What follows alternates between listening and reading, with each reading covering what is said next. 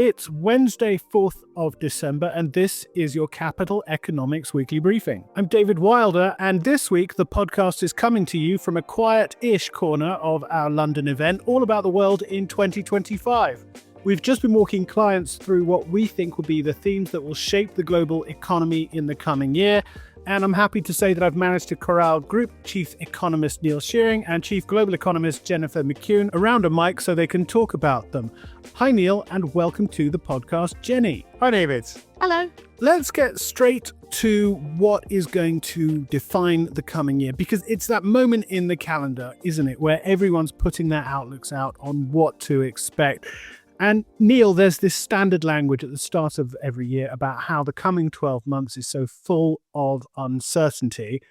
But in the case of 2025, that does feel like a justifiable description, doesn't it? Well, it does, but it's not very helpful if you're a client, is it? Just to say, oh, it's all looking quite uncertain. I mean, our job is to take that uncertainty, make some sense of it, and try and sketch out what we think the landscape will look like over the next 12 months. And that's what we've done in a series of pieces published over the past week and in the outlooks for 2025 that we'll be publishing for various different regions and markets and asset classes over the coming days. And if you take a step back and think about the big picture over the next 12 months, well, it's pretty clear that the global economy is going to face several major challenges over the course of 2025. We're likely to see higher tariffs and other protectionist barriers erected in the world's largest economy under new President Donald Trump. China's leaders, they're going to continue to grapple with the consequences of structural problems within China's growth model. The Eurozone trapped in a period of ultra-low growth. So these are major challenges across the world's major economies.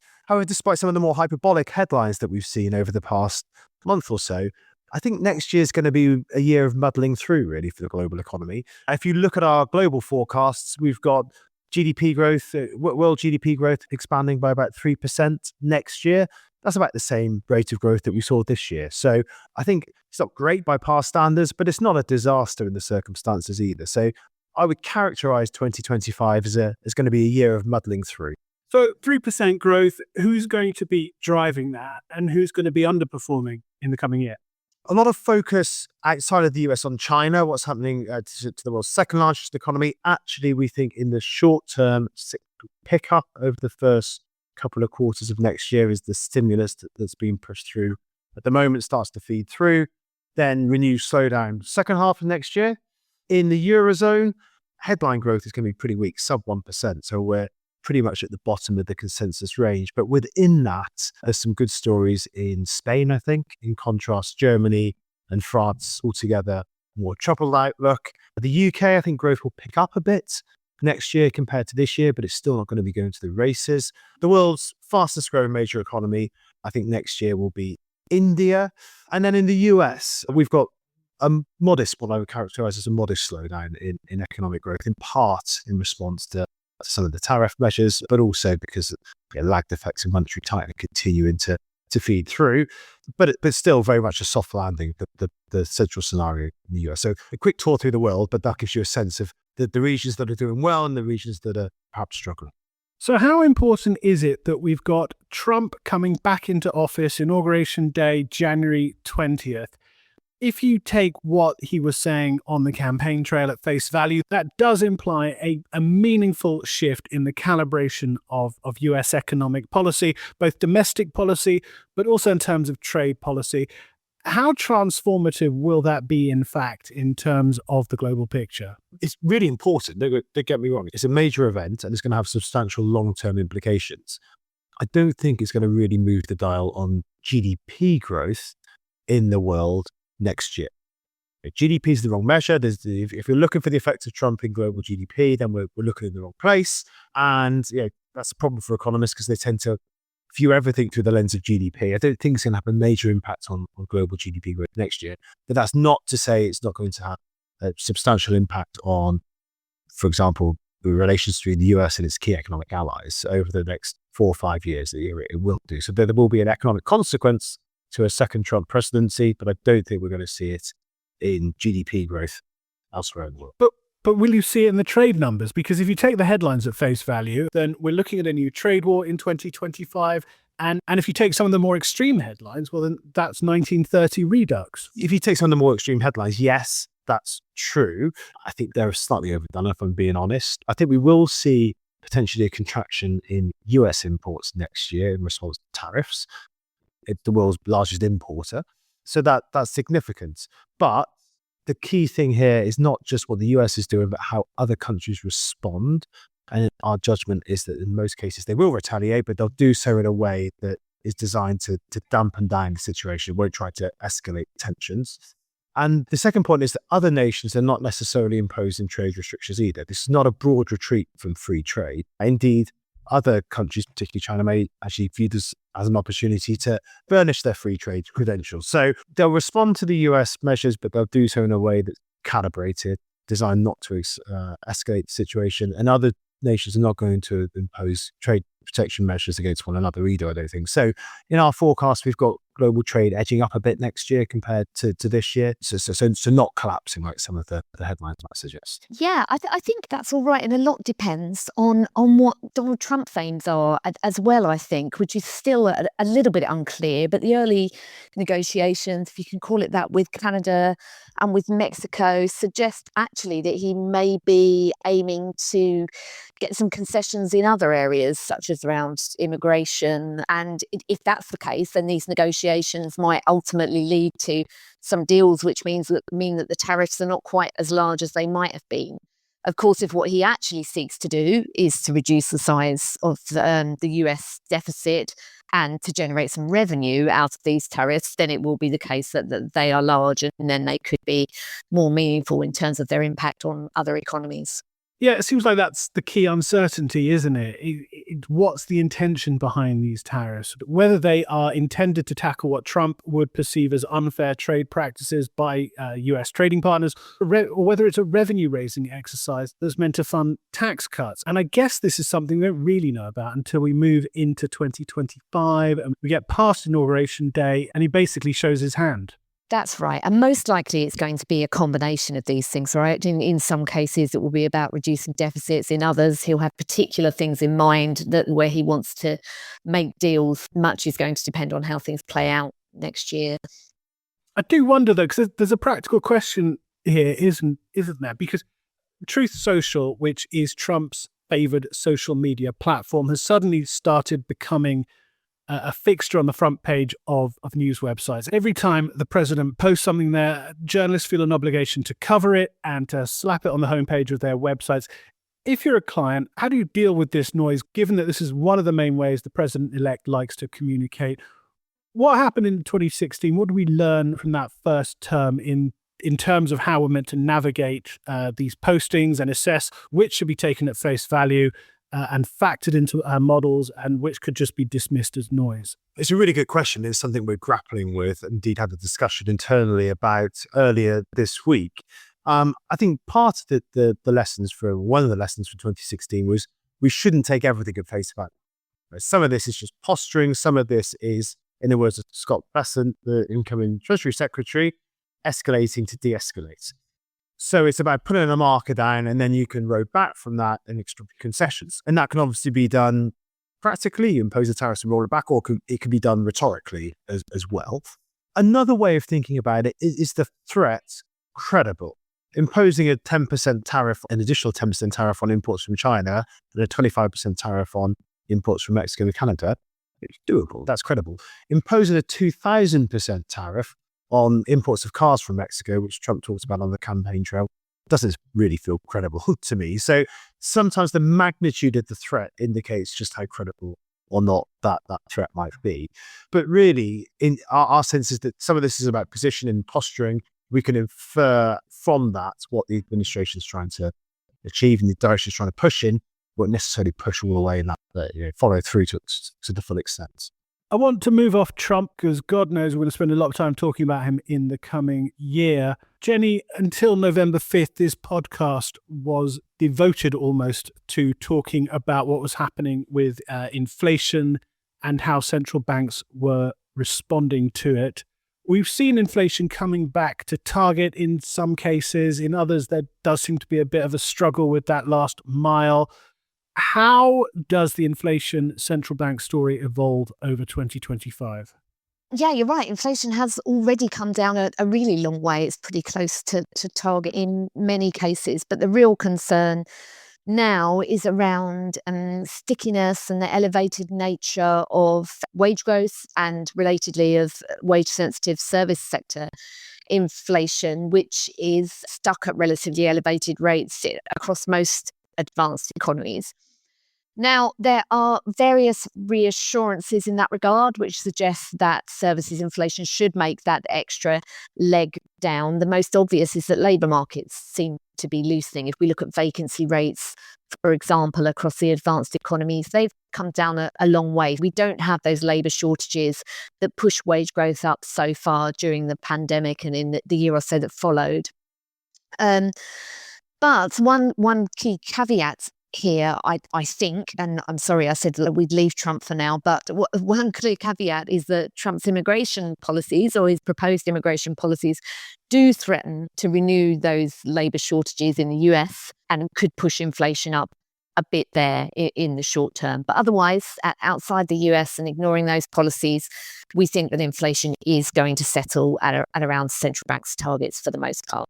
Okay, and where does that leave interest rates? Where do you think rates are going to wind up at the end of next year? Yeah, where does that leave rates? At the moment, they are high, really quite high relative to what we'd consider to be neutral levels. And given our view, as Neil set out, that growth will be around about trend around the world, and the fact that we think inflation will settle at around central bank's targets, rates should no longer be high. So the natural follow-up to that is that interest rates will come down to around neutral levels. Now, in some cases, that will happen, and in some cases, it won't. So in the Fed's case, we think it will need to act relatively cautiously. It should be able to bring interest rates down to 3.5% to 3.75%, but we don't think it will get much further than that, partly because of its concerns about the potential inflationary implications of Donald Trump's policies. For the Eurozone, though, we think that inflation will come down more convincingly. And as the economy really struggles, we think that the ECB will feel encouraged to cut rates to below their equilibrium, or in other words, to give some policy accommodation to the Eurozone. We're talking in the middle of another market blow up over the French budget. Is that a flavour of what to expect in 2025 in terms of these debt risks? We spent a long time talking about them. In some of the more notorious advanced economies, but also some emerging markets as well, it has to be said. Are the bond vigilantes going to be reasserting themselves properly in 2025? Yeah, France's situation is really concerning, isn't it? And it's possible that France will end up being at the centre of another Eurozone debt crisis. Its politics seem to be unable to give any government a mandate for the deficit reduction that's really needed in France. But we suspect that an awful lot will be done to prevent that happening. We know that the ECB has various tools that it can use to bring down spreads. Probably some compromises will be reached to mean that France can reduce its deficit, albeit perhaps by less than the European Commission would hope. Taking a step back from that, though, and more generally looking at government deficits and public finances, France is clearly not alone in having an unsustainable debt trajectory. Lots of the major economies have public finances which are in a precarious state. Italy's position is also fragile. Even the US is really testing the limits of its exorbitant privilege. None of the major advanced economies seem poised to enact major austerity to really tackle this problem. And so, yes, there are risks that the bond vigilantes will make a return. But I think very much conscious of that, governments will do what's needed. They'll act with some restraint. This is one reason why we don't expect the Trump administration to enact major deficit finance tax cuts over the next year, because they'll be very aware of that threat from financial markets, which will rein in their actions to some extent. Presumably, if they don't, the bond market will let them know pretty quickly. See, I think that's the key thing in all of this, and it was something that we've talked about on the podcast before, isn't it? That the economists tend to view fiscal sustainability through the prism of the fiscal arithmetic. For a given level of GDP growth and interest rates, you need a certain primary balance to stabilize the debt to GDP ratio, which is all fine and works in theory. But in practice, we know that the interest rate on government debt moves around all over the place based on the market's perception of fiscal sustainability. And that's what really matters here. So it's partly about what governments do in terms of fiscal policy and the policies that they follow, but it's also what they say, the optics, the tone that they use as well. And I think that's by far the biggest danger over the next 6 months, is that loose fiscal talk, governments start to talk about tax cuts without really thinking about the US government. They talk about tax cuts without thinking about the fiscal consequences of that. There's more slippage in terms of consolidation in Europe. And at some point, the bond market's patience snaps and yields start to spiral. Now, at that point, I'm sure, as Jenny says, governments will walk it back. And so you don't end up with a kind of fiscal crisis, so to speak. But it can be a pretty painful experience for bondholders in the meantime, because it's going to be a roller coaster ride through that. So to my mind, it's not just about the policies that governments are pursuing, it's the way they're pursuing, the manner, the tone of communications that is going to be critically important over the next 6 months or so.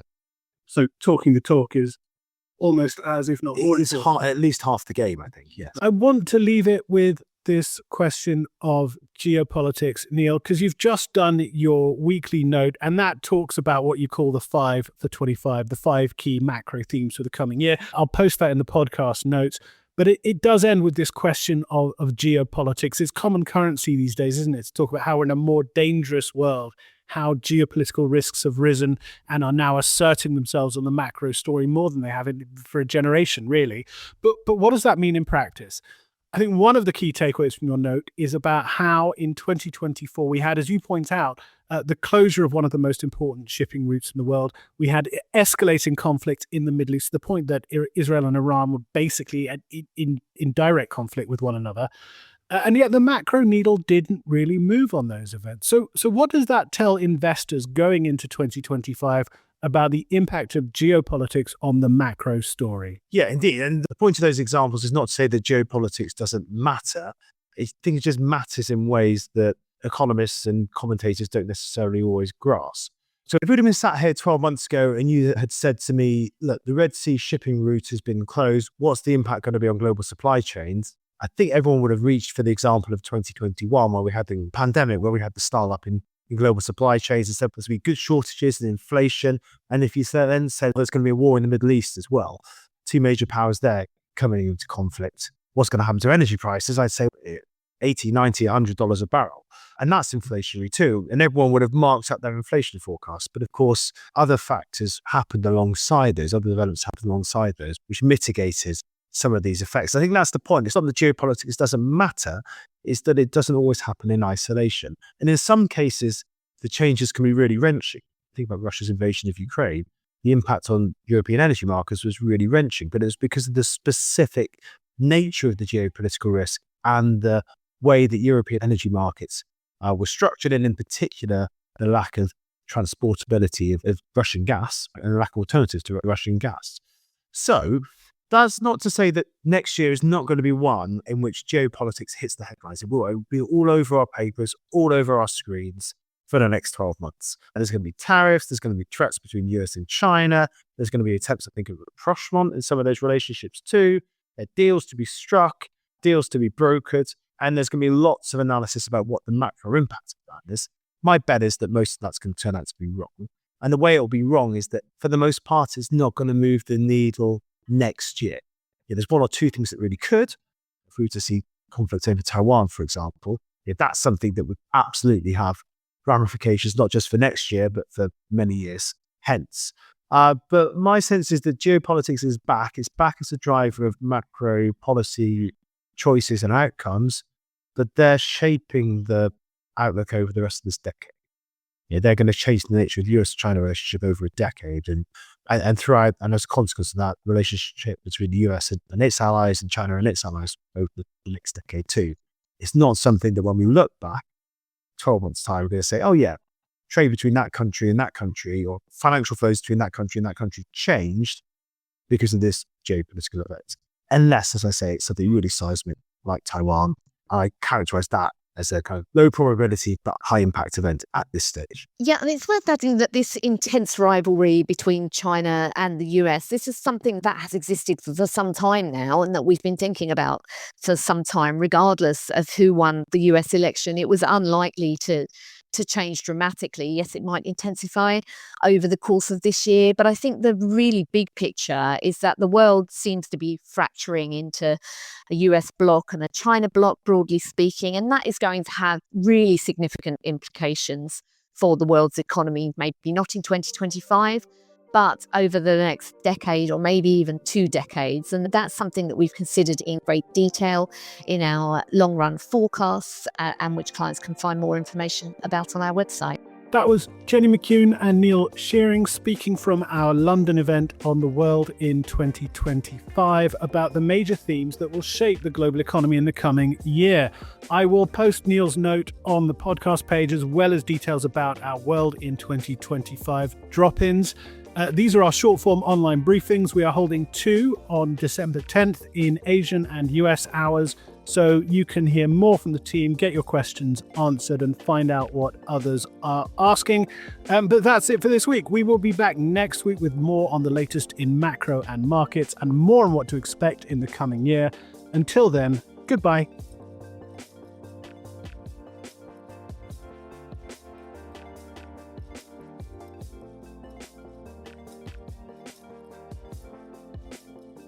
Whilst this podcast is provided with all reasonable skill and care, it comprises the subjective views of our economists. Furthermore, these views are not opinions, nor do they constitute investment or financial advice, or are they guarantees or reassurances to the expected results of any investment products or outcome. You should seek your own specific advice in relation to questions you may have. We will have no liability to you in relation to this podcast whatsoever.